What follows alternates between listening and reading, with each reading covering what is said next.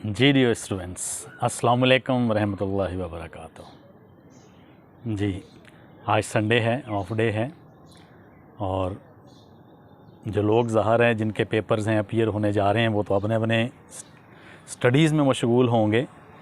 And the people students who are not going to sit in exams, of course they will be enjoying a spree-full Sunday as they ought to. Dear students, I'm enjoying good health and hoping the same for you people. It's a Sunday, of course. It's a mood full of spree and leisure as well. That's why I'm having some leisure moments. And after sipping a cup of coffee, I'm going to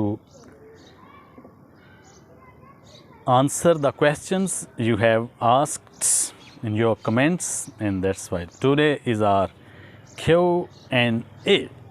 Look at. So dear students, let's start to satiate to satisfy your queries and questions. Yes. जी, एक student ने जो पहला सवाल आ रहा है comments में पूछा कि सर हम कंपैरिजन में दैन दैट इस्तेमाल कर सकते हैं। देखें डियर स्टूडेंट्स, ये मैंने आपको इसमें जो कंपैरेटिव दैन है इसमें प्रोनाउन के लेक्चर में भी आपको ये मैंने बताया था कि एक तो दैन के बाद subjective case of pronoun is used. For example, she is more intelligent than he is more intelligent than she, subjective case या नॉमिनेटिव केस इस्तेमाल होती है। अच्छा, इसी तरह अब आप देखें मैंने बताया था जैसे अब ये बनाया हमने बाज़ बच्चे कह देते हैं कि सर इसे आप सब्जेक्टिव, अब आप देखें कि her pen is more brilliant than mine. अब ये पोजेसिव फॉलोड बाई पोजेसिव है, यानी जो सेंटेंस पोजेसिव पे शुरू हुआ पोजेसिव पे ख़त्म होगा, सब्जेक्टिव पे शुरू हुआ सब्जेक्टिव पे ख़त्म होगा। अब ये पोजेसिव पे ख़त्म हो रहा है। देखें माइन, अब माइन हमारा पोजेसिव प्रोनाउन है।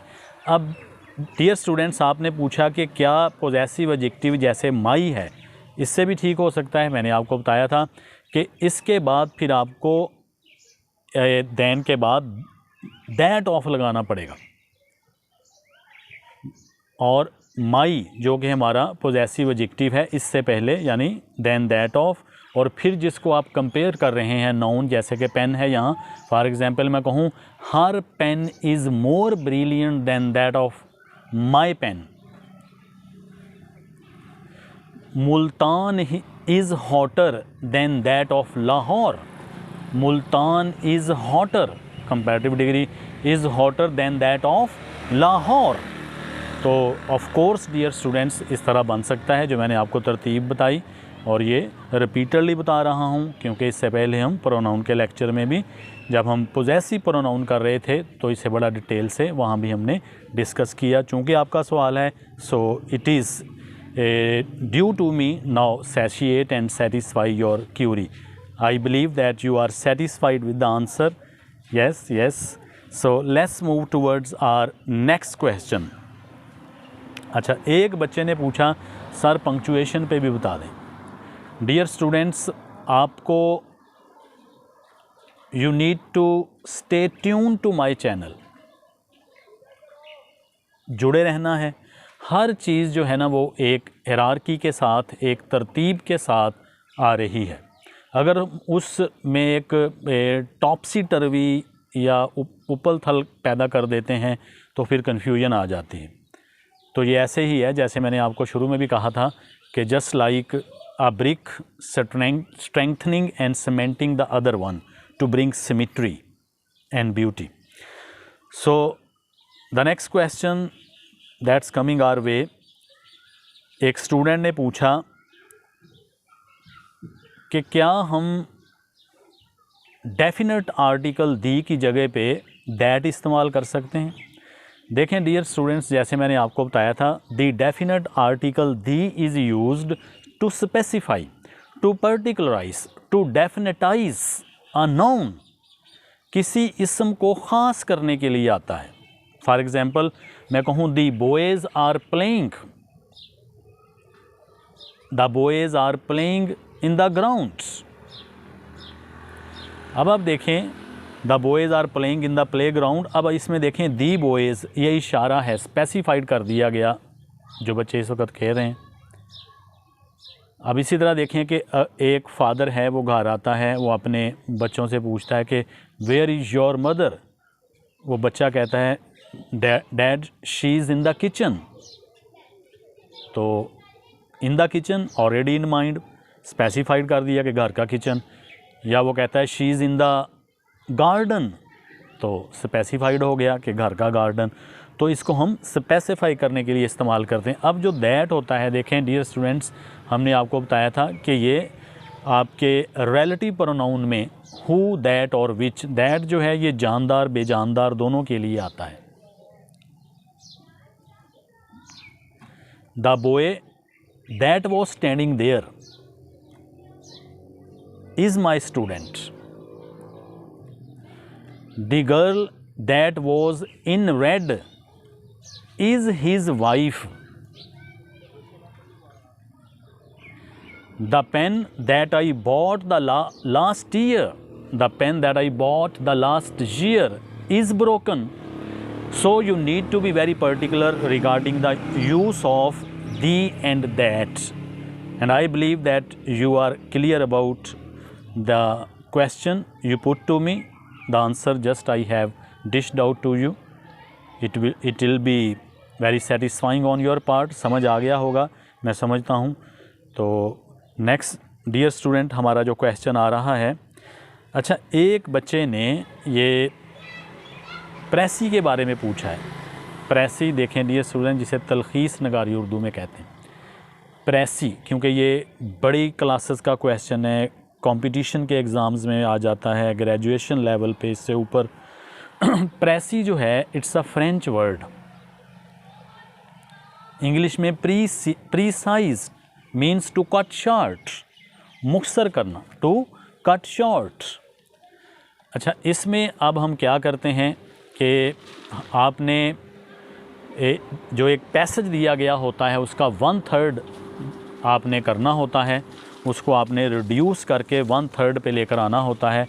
और इसके साथ साथ उसमें हम थर्ड पर्सन इस्तेमाल करते हैं। ये क्वेश्चन स्टूडेंट ने पूछा, यस उसमें हम we always use the third person, he, she, it, they. अब देखें अगर राइटर वो फर्स्ट पर्सन में है तो आप अकॉर्डिंगली जब आप बात करेंगे तो वो तो आपके लिए थर्ड पर्सन में चला जाएगा ना, तो फिर आप उसे ही में लेकर आएंगे। जैसे आई आप बच्चे ने, एक स्टूडेंट ने पूछा है, तो फिर आप उसे अकॉर्डिंगली मोल्ड कर देंगे थर्ड पर्सन में। ठीक है डियर स्टूडेंट्स,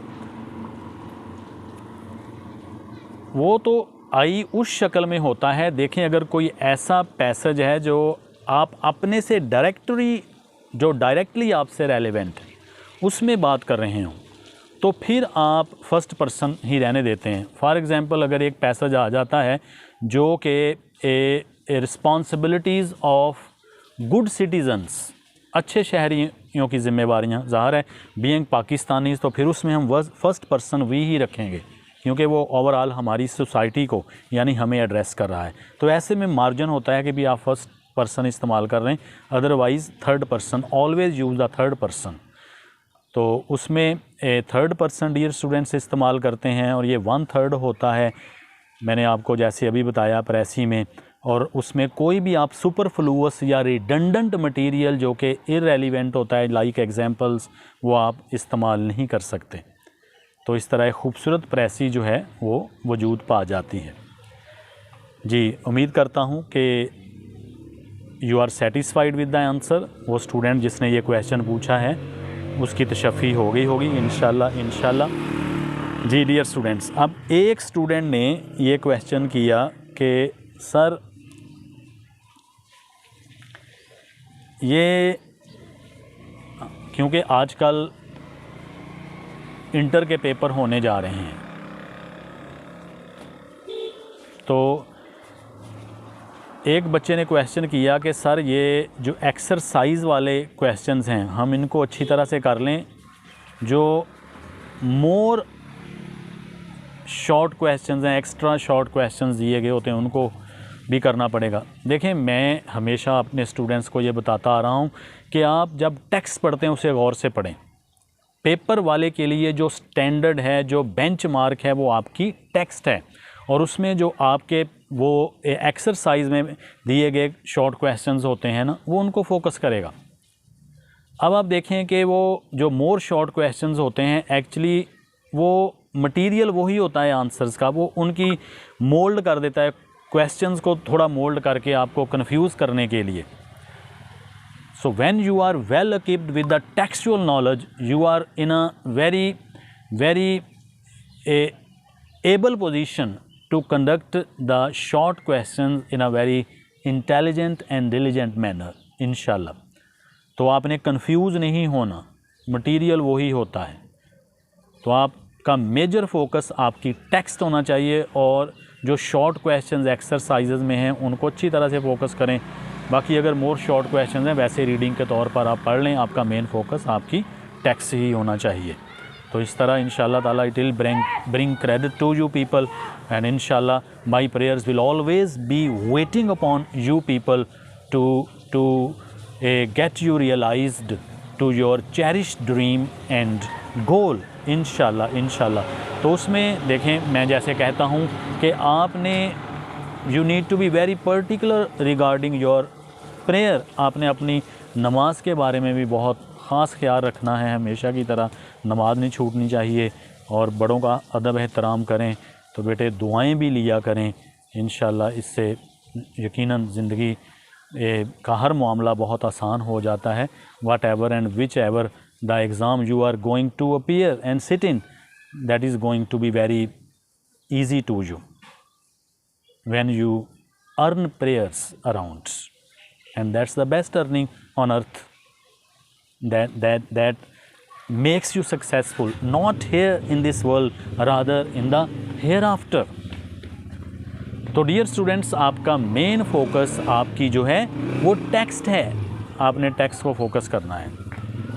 और फ़िलहाल पंक्चुएशन के लिए जो पार्ट 1 के बच्चे पूछ लेते हैं, देखें जो डायलॉग की शक्ल में लाइंस है ना आपकी टेक्स्ट के अंदर, वो आपकी पंक्चुएशन के लिए उनको आप हाईलाइटेड समझें, उनको ज़्यादा फोकस करें जो डायलॉग की शक्ल में। जैसे मैंने आपको फ़िज़िकल क्लासेस में भी ये बात बताई होती है, और एक्सरसाइज में जो एंड पे दी गई पंक्चुएशन की लाइंस होती हैं उनको भी फोकस करें। उम्मीद है कि उन्हीं में से इंशाल्लाह आ जाएंगी। मेरी दुआएं हमेशा आपके ऊपर पहरा देती रहेंगी, एज़ यूजुअल, एज़ ऑलवेज़, इंशाल्लाह। तो ये आज की डियर स्टूडेंट्स कुछ क्यूरीज़, कुछ क्वेश्चंस आज के इस हमारे संडे जो क्वेश्चन एंड आंसर सेशन में आपने पूछे।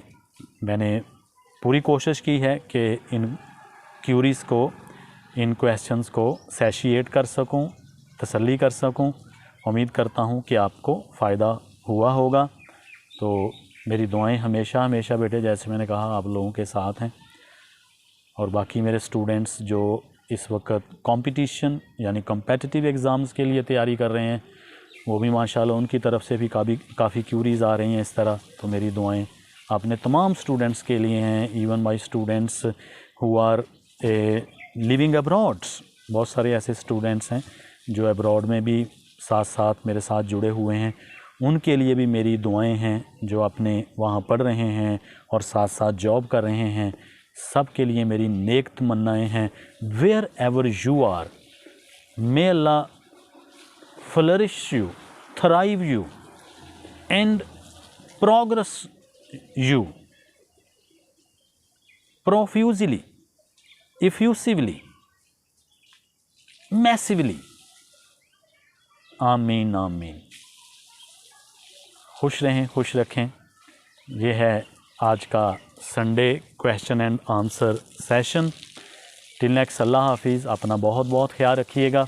अल्लाह सुब्हानहू व तआला आप लोगों को आसानियाँ दें और आसानियाँ तकसीम करने का शरफ़ अता फ़रमाएँ। मे अल्लाह bless you with the pleasures, comforts, ease blessings and successes. Stay blessed. Assalamu alaikum wa rahmatullahi wa barakatuh.